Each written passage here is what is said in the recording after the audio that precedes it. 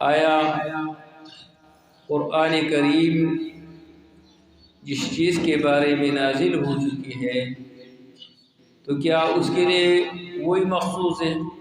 مثلاً جو آیات منافقین کے بارے میں نازل ہو چکے ہیں تو وہ اس کے ساتھ خاص ہے، یا جو آیات وہ نازل ہو چکے ہیں صحابہ کرام کے لیے، یعنی اس کے بارے میں تو کیا اس کے ساتھ خاص ہے یا ہمیں بھی اس کے ساتھ اس کا تعلق؟ تو یہ ایک قاعدہ کلیہ ہے کہ قرآن کریم کی جو الفاظ ہے اس کے عموم کے لیے اعتبار ہے، خصوصی سبب کے لیے اعتبار نہیں، ولیکن یجب علیک ان تتعلم ان العبرۃ لعموم الفاظ لا لخصوص السبب۔ واجب ہے یہ بات کہ آپ یہ معلوم کریں کہ عبرت جو ہے دار و مدار الفاظ کے عموم کے لیے ہے، نہ کہ خصوصی سبب کی، یعنی قرآن کریم اس زمانے میں جن منافقوں کے لیے نازل ہو چکے ہیں، اگر وہی منافقوں کا مصداق آج کل بھی بن جاتے تو آپ یہ حکم اس پر لاگو کر سکتے ہیں کہ یہ آیت اس کے بارے میں نازل ہو چکی ہے۔ جن صحابہ کرام کے بارے میں، نیکی اور تقوی کے بارے میں، امانت اور دیانت کے بارے میں، جن لوگوں کے بارے میں یہ قرآن کریم نازل ہو چکے ہیں، تو آج بھی اسی کے جو لوگ مصداق ہیں تو اس پر بھی آپ لاگو کر سکتے ہیں۔ ایسی نہیں ہے کہ وہ قرآن کریم جن کے بارے میں نازل ہو چکے ہیں تو اس کے ساتھ خاص ہے، ورنہ پھر قرآن کریم کچھ حصہ اس کا تعلق تو منافقینوں کے ساتھ ہے جو اس زمانے کے تھے، اور کچھ حصہ ایسے ہے کہ اہل ایمان کے ساتھ ہے، اس کے ساتھ اس کا تعلق ہے، پھر ہمارے ساتھ اس کا کوئی تعلق تو نہیں ہوگا۔ تو قاعدہ کلی یہ ہے کہ عبرت عمومی الفاظ کے لیے ہے، یہ الفاظ جس پر منطبق ہوتا ہے تو آپ کہہ سکتے ہیں کہ یہ اس کا مصداق ہے، نہ کہ خصوص سبب کے لیے جس کے بارے میں نازل ہو چکے اس کے لیے ہے۔ جیسے قرآن کریم میں اللہ تبارک و تعالیٰ فرماتے ہیں وَلَا تَشْتَرُوا بِآيَاتِي ثَمَنًا قَلِيلًا، تو یہ آیات یہودوں کے بارے میں۔ تو اگر آج بھی قرآن کریم لوگوں نے اس کے ساتھ وہی حشر کیا جو یہودوں نے کیا تو آپ یہ کہہ سکتے کہ یہ آیت اس کے بارے میں نازل ہے، کیونکہ قرآن کریم تبیانا لکل شیء، اس میں ہر چیز کو بیان کیا گیا، لیکن تفصیلاً، یعنی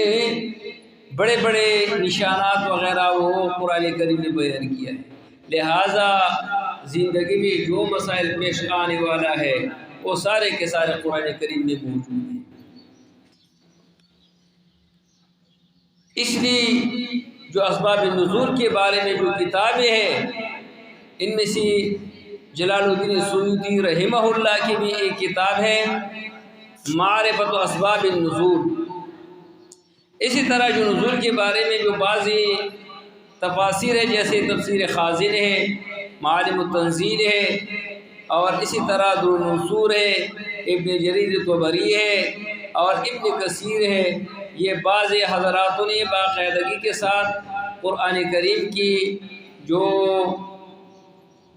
آیات ہیں اسی کی نشان نزول سندن ذکر کیا ہے، اگرچہ بعض تفاسیروں میں وہ سند کے لحاظ سے وہ اتنا زیادہ توجہ تو نہیں دیتے ہیں، لیکن ہاں اس کے باوجود ان لوگوں نے نقل کیا ہے۔ ساتواں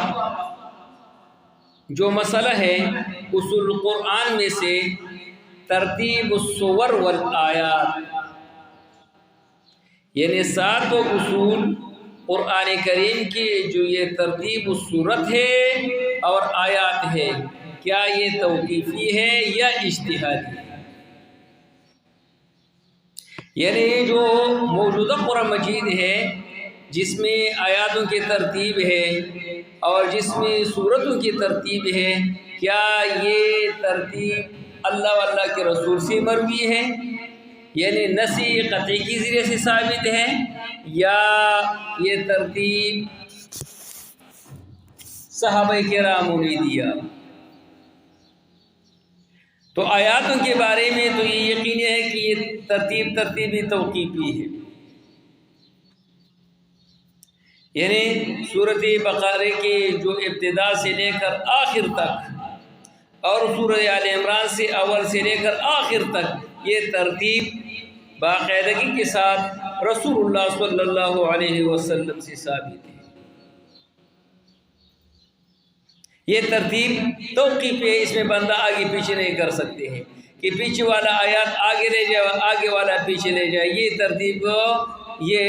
رسول اللہ صلی اللہ علیہ وسلم سے ثابت ہے، اس میں کوئی رد و بدل نہیں کر سکتے ہیں۔ جیسے جب بھی کوئی وحی ہوتا تو باقاعدگی کے ساتھ رسول اللہ صلی اللہ علیہ وسلم کاتبی وحی اسے کہتے اکتب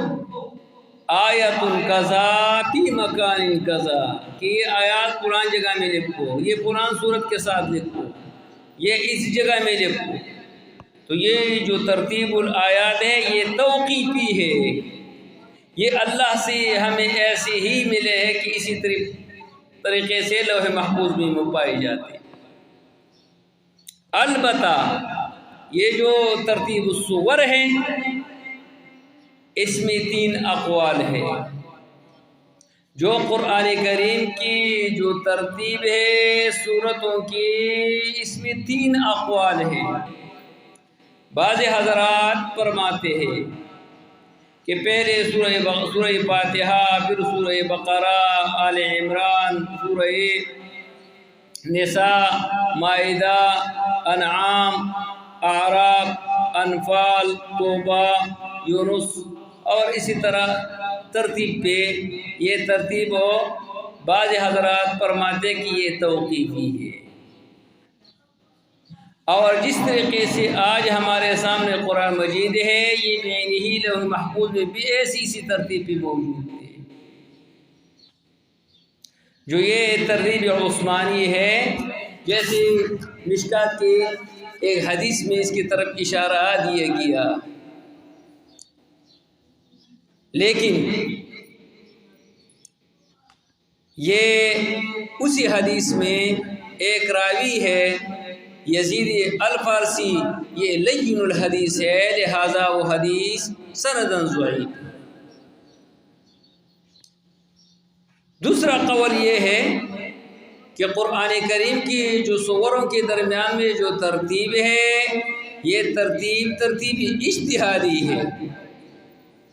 یعنی یہ ترتیب صحابہ کرام نے دیا۔ جیسے شیخ الاسلام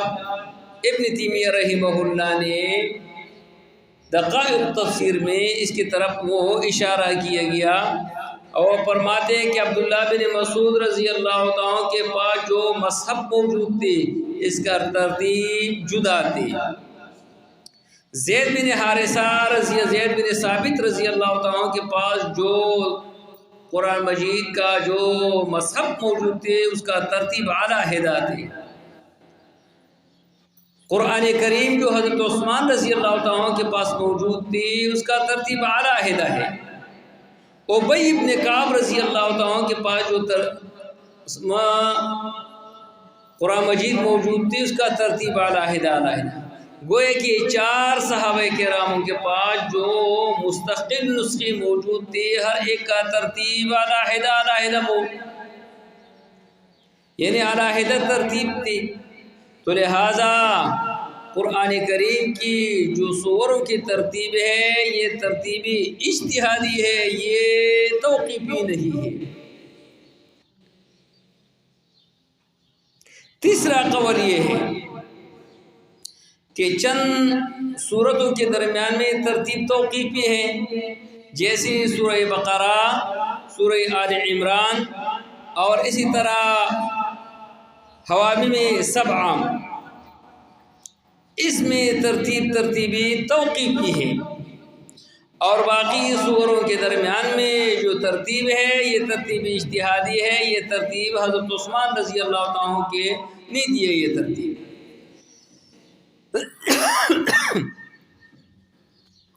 یعنی جو لمبی صورتیں وہ پہلے لایا اور جو مختصر صورتیں ہیں وہ بعد میں لایا۔ البتہ اس مسئلے پر ایک فقہی مسئلہ مبنی ہے، اسی ترتیب پر ایک فقہی مسئلہ مبنی ہے کہ مثلا ایک بندہ لم یکن الذین کفروا، یہ جو آخر میں ہے لم یکن الذین کفروا من اہل الکتاب، یہ پہلے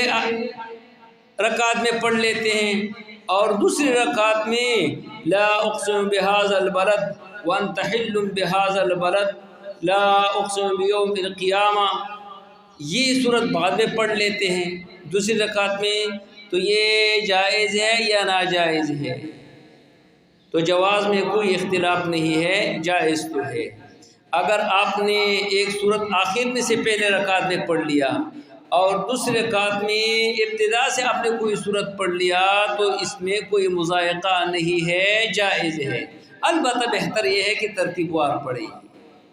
جیسے یہ رسول اللہ صلی اللہ علیہ وسلم سے یہ نقل ہے اور امام بخاری نے وہ باقاعدگی کے ساتھ وہ نقل کیا کہ رسول اللہ نے پہلے رکعت میں آخر میں سے پڑھ لیا اور دوسری رکعت میں پہلے سوروں میں سے اس نے وہ پڑھ لیا، تو یہ جائز ہے، اس میں تقدیم تاخیر کرنے میں کوئی نقصان نہیں ہے۔ البتہ افضل یہ ہے کہ بندہ ترتیب وار پڑھے۔ تیسرا مسئلہ، اس کے ساتھ ایک اور مسئلہ کہ یہ قرآن کریم کتنے مرتبہ جمع ہوا ہے۔ ترتیب السور کے بارے میں، جو ربط السور کے بارے میں تو بعد میں بات کر لیتا ہوں، لیکن جمع القرآن کے بارے میں تو قرآن کریم 3 مرتبہ جمع ہوا ہے۔ قرآن کریم 3 مرتبہ جمع ہوا ہے۔ نمبر 1، رسول اللہ صلی اللہ علیہ وسلم کی نزول کے وقت میں، جو رسول اللہ صلی اللہ علیہ وسلم پر نازل ہو رہے تھے تو رسول اللہ صلی اللہ علیہ وسلم کے 5 کاتب تھے، لکھنے والا 5 تھے، اور مختلف چیزوں میں یہ قرآن کریم جمع کیا گیا، لیکن اس زمانے میں جمع کرنے کا طریقہ کار یہی تھے کہ لوگ زبانی یاد کرتے اور کتاب کے شکل میں موجود ایک ہی جگہ پر موجود ہونا یہ مشکل تھے۔ اس زمانے میں لوگوں کے ذہن بھی بہتر تھے، اور علم وہی ہے جو بندہ زبانی یاد کرے۔ ہمارے جتنے بھی اسلاف گزرے ہیں تو اس نے جو علوم یاد کیا وہ زبانی یاد کیا۔ آج کل ہم کہتے ہیں کہ بھائی مطالعہ کرو، مطالعہ کا نتیجہ یہ ہوتا ہے کہ لوگ جاہل نکلتے ہیں۔ علم وہی ہے جو بندہ سینے میں محفوظ کرتے ہیں، علم وہی ہے جو بندہ سینے میں محفوظ کر لیتے ہیں، زبانی یاد کر لیتے ہیں۔ صحابہ کراموں کو، تابعینوں کا طریقہ کار یہ تھے کہ جو علم کر لیتے تو وہ باقاعدگی کے ساتھ زبانی یاد کرتے۔ تو پہلے مرتبہ جو قرآن کریم کا جمع ہوا تو یہ اجتماع وہ زبانی یاد کیا تھا، اور کچھ ہڈی کے شکل میں کہ ہڈیوں میں بھی لکھی ہوئی تھی، فتح وغیرہ میں بھی لکھی ہوئی تھی، مختلف چیزوں میں قرآن کریم مختلف صحابہ کرام کے پاس وہ موجود تھے۔ دوسری مرتبہ حضرت عمر رضی اللہ تعالیٰ نے حضرت ابوبکر صدیق رضی اللہ تعالیٰ کو مشورہ دیا کہ یہ جنگی بنو حنیفہ ہوا تو بنو حنیفہ کے جنگ میں 70 صحابہ کرام جو حافظ القرآن تھے وہ شہید ہوئے۔ تو حضرت عمر رضی اللہ تعالیٰ نے ابوبکر صدیق رضی اللہ تعالیٰ سے کہنے لگے کہ یہ کیوں ہم ایسے کام نہیں کرتے کہ قرآن کریم ایک کتاب کی شکل میں ہم جمع کر لیتے، کیونکہ قرآن کریم کی ضیاع ہونے کا اندیشہ ہے۔ تو اس کے لیے پہلے لوگ تو تیار نہیں تھے، لیکن بعد میں حضرت عمر رضی اللہ تعالیٰ کے بار بار یاد دلانے کی وجہ سے ابو بکر صدیق رضی اللہ تعالیٰ عنہ کو راضی کیا، اور پھر ابو بکر صدیق رضی اللہ تعالیٰ عنہ نے زید بن حارثہ رضی اللہ تعالیٰ عنہ کو راضی کیا، اور ایک قرآن کریم کا ایک نسخہ وہ تیار کیا گیا۔ پھر تیسری مرتبہ حضرت عثمان رضی اللہ تعالیٰ عنہ کے دور میں جب مختلف جہادوں میں صحابہ کرام جاتے تو ہر ایک اپنے اپنے قرأت کے مطابق وہ کیا کرتے، وہ تلاوت کرتے، تو اس کے ذریعے سے وہ جھگڑے بہت زیادہ پیدا ہوئے۔ تو حذیفہ بن یمان رضی اللہ تعالیٰ عنہ نے حضرت عثمان رضی اللہ تعالیٰ عنہ سے کہنے لگے کہ ادرک حاضی الامہ قبل ان یختلفوا فی الکتاب، کہ اسے آپ کسی امت کا ادراک کریں کہ وہ قرآن کریم کے اختلاف سے وہ بچ جائے، کیونکہ آپس میں وہ لڑائیاں وغیرہ بہت زیادہ شروع ہوئی، لہٰذا یہ لوگوں کا یہ لڑائی ختم کر دے۔ تو حضرت عثمان رضی اللہ تعالیٰ عنہ نے کا بہت بڑا احسان ہے امت مسلمہ پر کہ اس نے قرآن کریم قرأت القریش پر وہ ترتیب دیا، اور باقی جو نسخے تھے، جو باقی قرأت تھے، وہ سارے جمع کر کے وہ جلا دیا، اور ایک ہی قرأت وہ چھوڑ دیا جو قرأت تھے قریشوں کی۔ تو زید بن حارثہ رضی اللہ تعالیٰ عنہ نے 4 صحابہ کرام اس کے ساتھ اور بھی موجود تھے، 4 بندے اور بھی موجود تھے، 4 قاری اور موجود تھے، تو اس نے 4 صحیفے تیار کیے، 4 کتابیں تیار کیا، اور پھر حضرت عثمان رضی اللہ تعالیٰ عنہ حکم دیا کہ اس کی جو علاوہ ہے اس پر پابندی ہے، لہٰذا جب قرأت کرنا چاہتے تو اسی پر کرنے چاہیے۔ البتہ آج بھی باقی موجود ہے، جائز ہے، لیکن وہ جو ہمارے پاس جو قرآن مجید موجود ہے یہ علی لسان علی قرأت القریش ہے۔ یہ حضرت عثمان رضی اللہ تعالیٰ عنہ کے بہت بڑے احسان ہوتے، ورنہ آج جس طرح باقی چیزوں میں، باقی احکام میں ہمارے اختلافات بہت زیادہ ہے، اسی طرح قرأت کے مسئلے بھی تقریباً وہ 7 مذہب یہاں پر بن جاتے ہیں، تو ایک دوسرے کے وہ قتل کرنے کے لیے اور کفر کا فتویٰ لگانے پہ وہ یہ بھی وہ اس کے لیے کافی ہوتے ہیں۔ لیکن چونکہ حضرت عثمان رضی اللہ تعالیٰ عنہ نے امت مسلمہ پر ایک احسان کیا کہ قرآن کریم جو بنایا وہ حضرت قریشوں کے قرأت کے مطابق اس نے وہ تیار کیا، اور باقی جتنے بھی صحیفے تھے اس نے وہ جلا